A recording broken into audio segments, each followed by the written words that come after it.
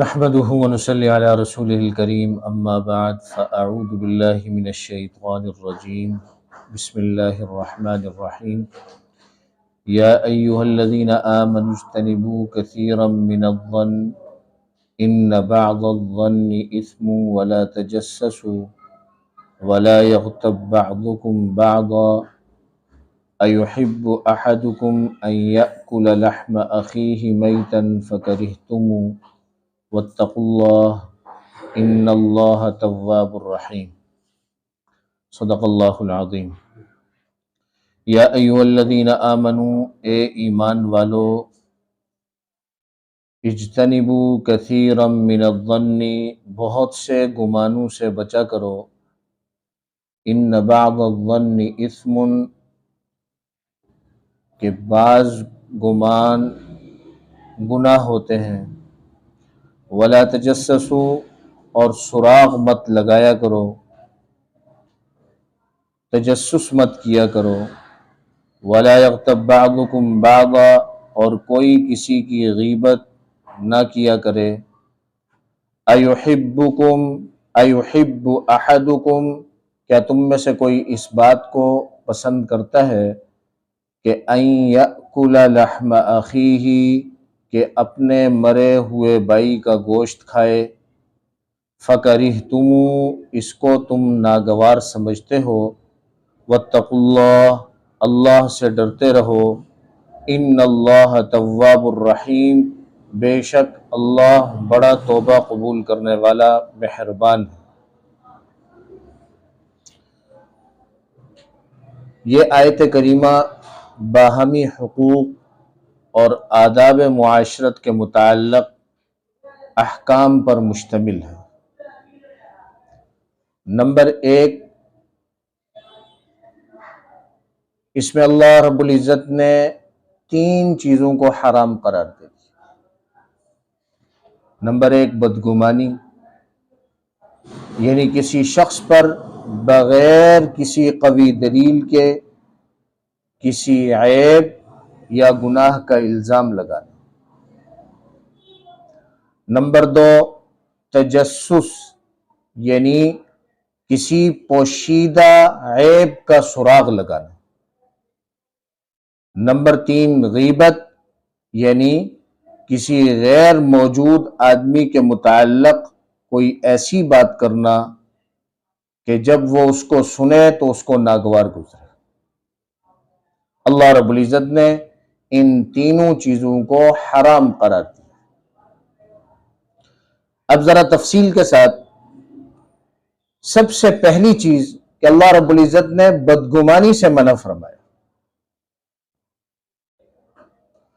اور فرمایا کہ بہت زیادہ گمان مت کیا کرو، بعض گمان جو ہے وہ گناہ ہوتے ہیں۔ اس میں جو گمان حرام ہے اس میں پہلی صورت یہ ہے کہ اللہ کے ساتھ بدگمانی نہ کرو۔ اللہ کے ساتھ کیا بدگمانی ہے؟ کہ بندہ اپنے اللہ کے بارے میں یہ نظریہ قائم کرے کہ وہ مجھے عذاب دے گا ہی اور مجھے مصیبت میں ڈالے رکھے گا،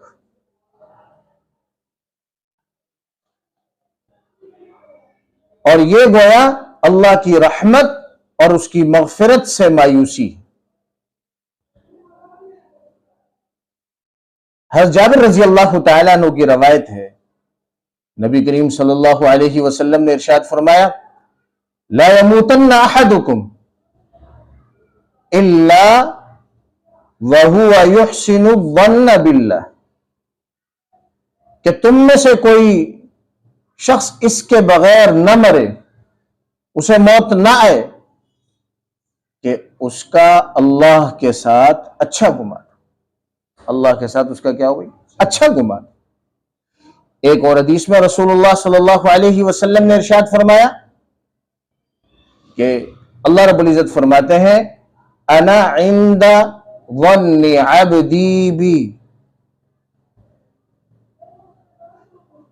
کہ میں اپنے بندے کے ساتھ وہی برتاؤ کرتا ہوں جیسا وہ میرے ساتھ گمان کرتا۔ میں اپنے بندے کے ساتھ وہی برتاؤ کرتا ہوں جیسا وہ میرے ساتھ گمان رکھتے. تو اس آیت کریمہ اور ان روایات سے یہ بات معلوم چلتی ہے کہ اللہ رب العزت کے ساتھ حسن ظن فرض ہے اور بدگمانی حرام ہے.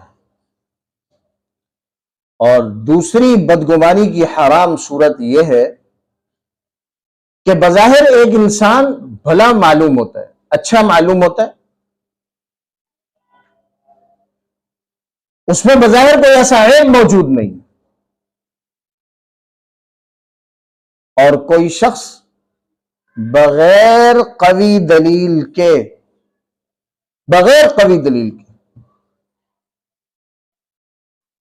اس پر کسی عیب یا گناہ کا الزام لگائے،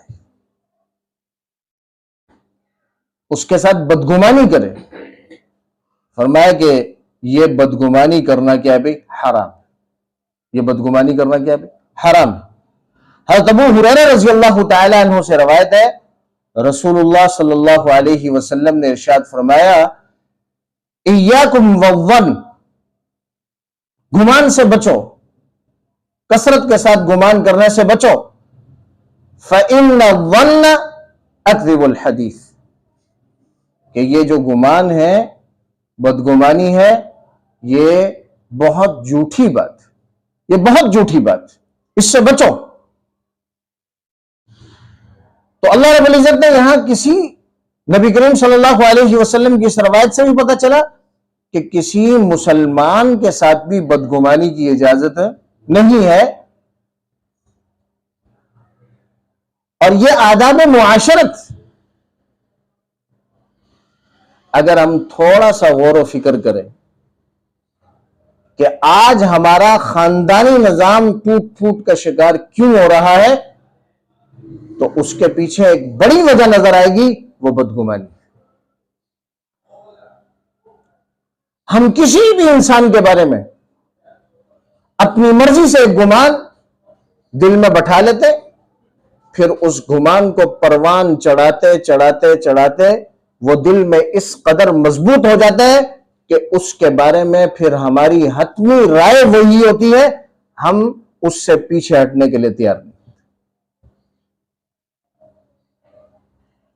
چنانچہ جتنے بھی خاندان ٹوٹ پھوٹ کا شکار ہیں، اس کی بنیادی اور بڑی وجہ بدگمانی ہے کہ ایک دوسرے کے بارے میں بدگمان ہوتے ہوتے یہاں تک کہ نفرتوں نے ایسا ڈیرا ڈالا کہ اب وہ سوشل میڈیا پر، موبائل پر، فیس بک پر، دیگر ذرائع کے ذریعے جن لوگوں کو جانتا ہی نہیں، دیکھا ہی نہیں ہے، بس سوشل میڈیا کے ذریعے تعلق ہے، ان سے تو معافیاں مانگتا پھر رہا ہے کہ بھئی سال کا آخری دن ہے، آج فلانی رات ہے، آج فلانا دن ہے، ہمیں معاف کر دیں.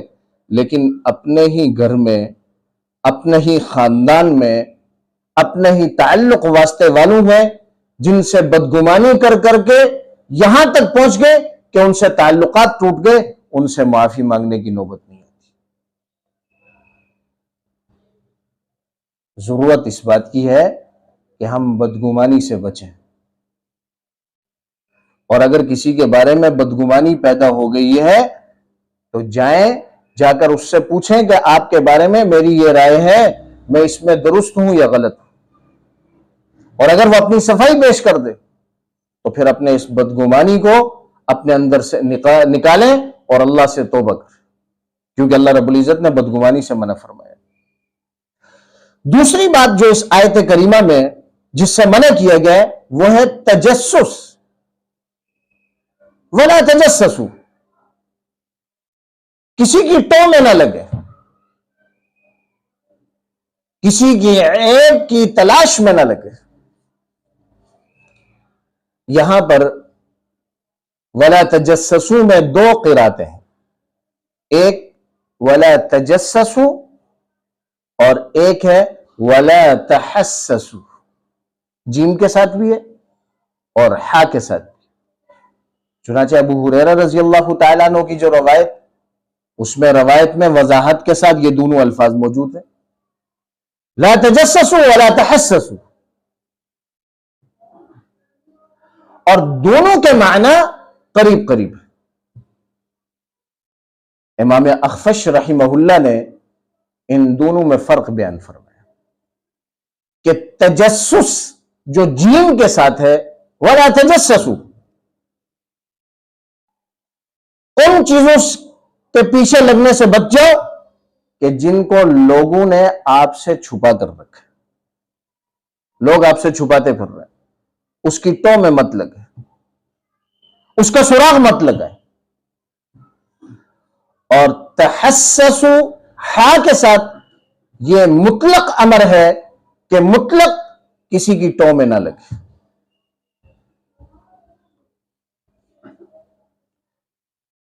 اور نبی کریم صلی اللہ علیہ وسلم نے اس سے بھی منع فرمایا۔ ایک روایت میں نبی کریم صلی اللہ علیہ وسلم نے ارشاد فرمایا کہ لوگوں کی غیبت مت کرو اور ان کے عیوب کا سراغ مت لگاؤ۔ جو شخص لوگوں کے عیب تلاش کرنے لگ جاتا ہے تو پھر اللہ بھی اس کے عیب تلاش کرنے لگ جاتا ہے، اور جب اللہ رب العزت کسی کا عیب تلاش کریں گے تو اسے گھر بیٹھے رسوا کرتے ہیں۔ اس لیے ہمیں کسی کے عیوب کو تلاش کرنے میں اپنا وقت ضائع مت کریں، یہ شدید ترین گناہ ہے۔ اس کا سب سے بڑا نقصان اپنی زندگی میں یہ ہے کہ یہ گناہ ہے، اور اس کے بعد جو اپنے معاملات ہیں انسان اسے بھی خراب کرتا رہتا ہے، خواہ مخواہ ایک پریشانی میں مبتلا رہتا ہے، اور اس کا ذہن مستقل ایک برائی میں مصروف رہتا ہے۔ اب اس کے ذیل میں چند باتیں بھی بہت اہم ہیں کہ تجسس سے منع کیا، تو اس میں ایک صورت یہ ہے کہ چھپ کر ہم کسی کی باتیں نہ سنیں، چھپ کر کسی کی بات سننا۔ اسی طرح اپنے آپ کو سوتا خیال کروا کر باتیں سننا کہ لوگ یہ گمان کریں کہ یہ سویا ہوا ہے اور یہ ان کی باتیں سن رہا ہے سویا ہوا ہے، کہ اس سے منع کیا کہ بھئی ایسا نہ کر۔ صرف ایک صورت ایسی ہے کہ جس میں بندہ اگر کسی کی بات سننا چاہتا ہے تو اس میں صورت یہ ہے کہ اگر کوئی اسے نقصان پہنچانا چاہ رہا ہے یا کسی دوسرے مسلمان کے خلاف کوئی پلاننگ کر رہا ہے اور اسے نقصان پہنچانا چاہتا ہے، تو اپنی جان کی حفاظت میں اپنے آپ کو نقصان سے بچانے کے لیے، کسی دوسرے مسلمان کو نقصان سے بچانے کے لیے ان کی خفیہ تدابیر اور ارادوں سے باخبر ہونا اور واقف ہونا، اس کی اجازت ہے۔ لیکن خواہ مخواہ کسی کے عیب کو تلاش کرنے کی اس روایت میں کتنی سخت وعید آئی۔ اللہ رب العزت ہمیں تجسس سے ہماری حفاظت فرمائے، اور خاندانی نظام کے ٹوٹ پھوٹ کے شکار ہونے میں دوسرا بڑا دخل اسی تجسس کو، کہ لوگ کیا کر رہے ہیں کہ لوگوں کے عیوب تلاش کر کر کے رکھ رہے ہیں۔ اور آج جو ہمارا سیاسی معاشرہ ہے وہ تو سراپا اسی پر لگا ہوا ہے کہ لوگوں کے عیوب تلاش کر کر کے رکھ رہے ہیں، اور اس انتظار کے ساتھ کہ کبھی ایسا موقع آئے گا تو ہم ان عیوب کو اسے دکھا کر اسے بلیک میل کریں گے۔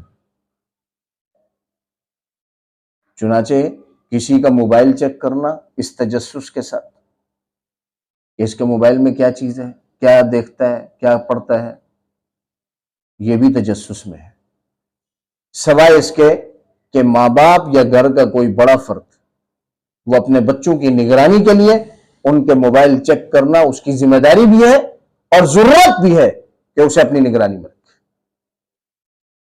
تیسری چیز جسے اللہ رب العزت نے منع فرمایا، وَلَا يَغْتَبْ بَعْضُكُمْ بَعْضًا، تم میں سے کوئی کسی کی غیبت نہ کرے۔ اور بڑی وضاحت کے ساتھ اللہ رب العزت نے ارشاد فرمایا ایحب احدکم ان یأکل لحم اخیہ، کیا تم میں سے کوئی ایک یہ پسند کرتا ہے کہ اپنے مردہ بھائی کے جسم کا گوشت نوچ کر کھائے؟ کیا تم میں سے کوئی ایک یہ پسند کرتا ہے؟ اللہ فرما رہے فکرہتموہ، تمہیں یہ ناپسند ہے۔ فرمایا کہ غیبت کرنا ایسا ہی ہے کہ جیسے اپنے مردہ بھائی کے جسم کو نوچ کر کھانا۔ اب ہم معاشرے میں دیکھ رہے ہیں کہ معاشرے میں اور ہماری محفلیں، کوئی محفل ہماری غیبت سے خالی نہیں۔ اب ایک شخص غیبت کے گناہ میں مبتلا رہا، اب اس کی توبہ کی کیا صورت؟ غیبت سے توبہ کی کیا صورت؟ تو غیبت سے توبہ کی صورت یہ ہے کہ غیبت حقوق العباد میں سے، جب تک جس کی غیبت کی ہے وہ معاف نہیں کرے گا، یہ غیبت معاف نہیں ہوگی، اس کا گناہ معاف نہیں ہوگا۔ لیکن اگر کسی شخص نے کسی کی غیبت کی اور وہ غیبت سامنے والے بندے کو اس کا علم نہیں ہوا، تو اب اسے چاہیے کہ خوب اللہ سے معافی مانگتا رہے اور قرآن مجید کی تلاوت کر کے، نوافل پڑھ کے اس شخص کو اس کا ثواب ہدیہ کرتا رہے اور اللہ سے معافی بھی مانگتا رہے۔ لیکن اگر کسی کی غیبت کی اور سامنے والے کے علم میں بھی ہے، لیکن اگر وہ اسے یاد دلاتا ہے کہ میں نے آپ کی فلاں فلاں غیبت کی، آپ مجھے معاف کر دیں، تو انتشار پیدا ہو جائے گا، فتنہ پیدا ہو جائے گا۔ تو ایسی صورت اختیار کرے کہ اس سے مطلقاً کسی محفل میں یہ کہہ دے کہ بھائی ہماری وجہ سے، اگر آپ کو ہماری کسی بات کی وجہ سے اگر آپ کو کوئی تکلیف پہنچی ہے تو آپ ہمیں معاف کر دیں، لیکن دل میں یہ ارادہ کرے کہ اس میں غیبت بھی شامل ہے کہ میں نے جو ان کی غیبت کی ہے وہ بھی مجھے معاف کر دیں، اور وہ اسے معاف کر دے تو یہ معاف ہو جائے۔ اگر معافی مانگتے ہوئے ڈرتا ہے کہ فساد پیدا ہو جائے گا، انتشار پیدا ہو جائے گا، تو اس کی صورت یہی ہے کہ اللہ سے خوب معافی مانگتا رہے اور اللہ رب العزت سے ان کے لیے دعائیں کرتا رہے، اور خوب قرآن کی تلاوت، ذکر و اذکار، نوافل پڑھ کے اس کا ثواب جس کی غیبت کیا اس کو ہدیہ کرتا ہے۔ انشاءاللہ ایک وقت آئے گا کہ وہ خود بخود اپنے تمام حقوق لوگوں کو معاف کر دے گا۔ اور اس کی آسان صورت یہ ہے کہ سب سے پہلے خود نیت کر لے کہ جتنے لوگوں نے بھی میری غیبت کی، میں اللہ کے لیے ان کو معاف کرتا ہوں۔ اس کا نتیجہ یہ نکلے گا کہ آپ نے جن کی غیبت کی ہے، اللہ ان کو بھی معاف کرنے کا جذبہ ان میں پیدا فرما دے۔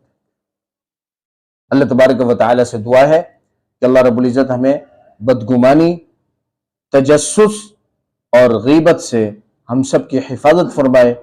اللہ رب العزت ہمارے معاشرے کو ان سے پاکیزہ کرے اور ایسا زبردست معاشرہ بنانے میں اللہ ہمیں سبب کے طور پر استعمال کرے۔ وآخر دعوانا ان الحمد للہ رب العالمین۔